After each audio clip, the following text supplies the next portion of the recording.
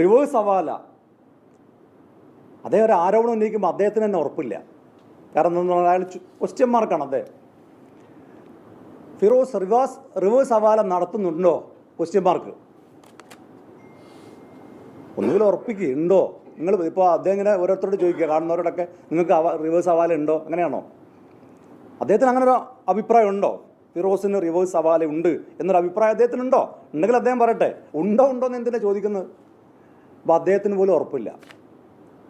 കാരണം അങ്ങനെ ഉണ്ട് എന്ന് പറഞ്ഞാൽ, കാരണം അത് വളരെ ഗൗരവമായ, വളരെ ഗുരുതരമായ ഒരു ആരോപണമാണ്.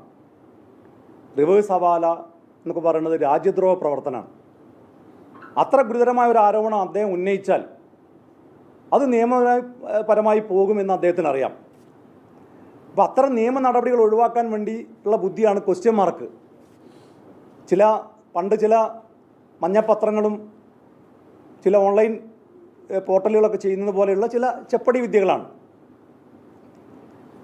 ഇനി ഇതൊക്കെയാണല്ലോ അദ്ദേഹത്തിൻ്റെ ആരോപണം. നിങ്ങൾക്ക് ചോദിക്കാൻ ഞാൻ അതിനുള്ള മറുപടിയും പറയാം. ഇനി എന്താണ് ഇദ്ദേഹത്തിൻ്റെ വെപ്രാളം? എന്താണ് ഇദ്ദേഹം നടത്തിയിട്ടുള്ള അഴിമതി? ഇപ്പം നേരത്തെ നിങ്ങൾക്കറിയാം, മലയാള സർവകലാശാലയുടെ ഭൂമി ഏറ്റെടുക്കലുമായി ബന്ധപ്പെട്ട് വലിയ ആരോപണം ഉയർന്നിരുന്നു. ആ ആരോപണം ഉയർന്ന സമയത്ത് ആരോപണം ഉയർന്നു എന്നല്ലാതെ കൃത്യമായ ഒരു തെളിവുകളോ മറ്റു കാര്യങ്ങളോ ഒന്നും പുറത്തു വന്നിട്ടില്ല. അപ്പോൾ മുസ്ലിം ലീഗ് വയനാട് ഭൂമി ഏറ്റെടുത്തതുമായി ബന്ധപ്പെട്ട് ഇദ്ദേഹം വളരെ വില കുറഞ്ഞ ചില ആരോപണങ്ങൾ ഉന്നയിച്ചു. അത് നേരത്തെ ലീഗിൻ്റെ ആസ്ഥാന മന്ദിരം ഡൽഹിയിൽ തുടങ്ങുന്ന സമയത്തും അതുമായി ബന്ധപ്പെട്ടും ചില വില കുറഞ്ഞ ആരോപണങ്ങൾ അദ്ദേഹം ഉന്നയിച്ചിരുന്നു. അതിൻ്റെ രജിസ്ട്രേഷൻ നടക്കാനേ പോകുന്നില്ല. ഞങ്ങളതൊന്നും കാര്യമാക്കിയില്ല. കാരണം അദ്ദേഹത്തിനൊരു സ്പേസ് കിട്ടാൻ വേണ്ടി അദ്ദേഹം നടത്തുന്ന ചില ശ്രമങ്ങൾ എന്നതിനപ്പുറത്തേക്ക് ഞങ്ങൾ ഗൗരവമായി കണ്ടിട്ടില്ല.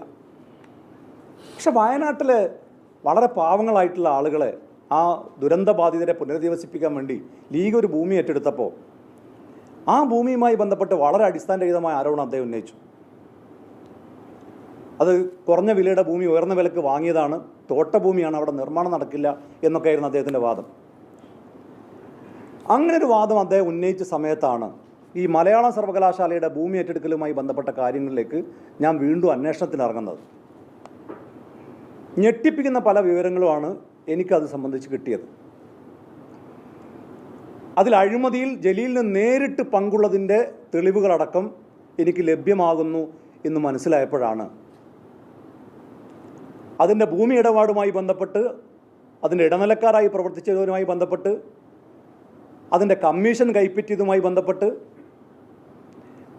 അത്തരം ആളുകളുടെ അടുത്തേക്ക് ഞാൻ എത്തുന്നു എന്നൊരു ഘട്ടം വന്നപ്പോഴാണ് വെപ്രാളത്തിൽ അദ്ദേഹം ഇത്തരത്തിലുള്ള വില കുറഞ്ഞ ആരോപണങ്ങളുമായി എനിക്കെതിരെ വന്നിട്ടുള്ളത്.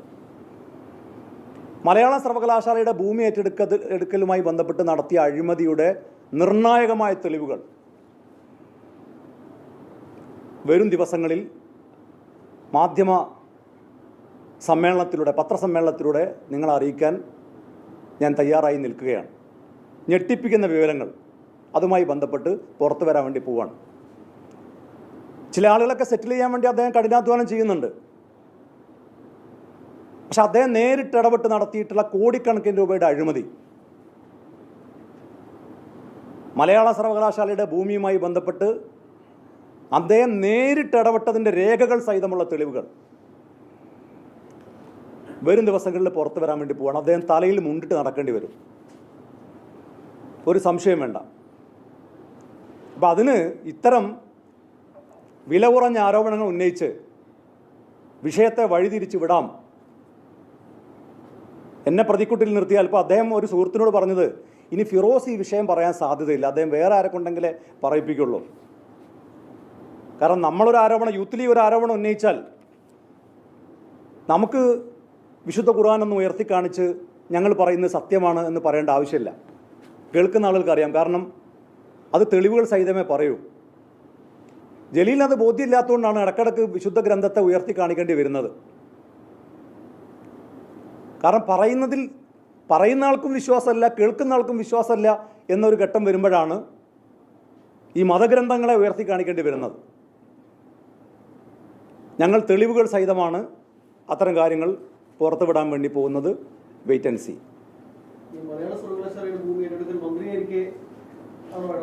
തീർച്ചയായിട്ടും ഉന്നത വിദ്യാഭ്യാസ മന്ത്രിയായിരിക്കെ അദ്ദേഹം നേരിട്ട് നടത്തിയ ഇടപെടലുകൾ, അതിൻ്റെ അഴിമതിയിലേക്ക് കൃത്യമായി അദ്ദേഹം നേരിട്ട് പങ്കാളിയായി എന്ന് തെളിയിക്കുന്ന തെളിവുകളാണ് പുറത്തു വരാൻ വേണ്ടി പോകുന്നത്.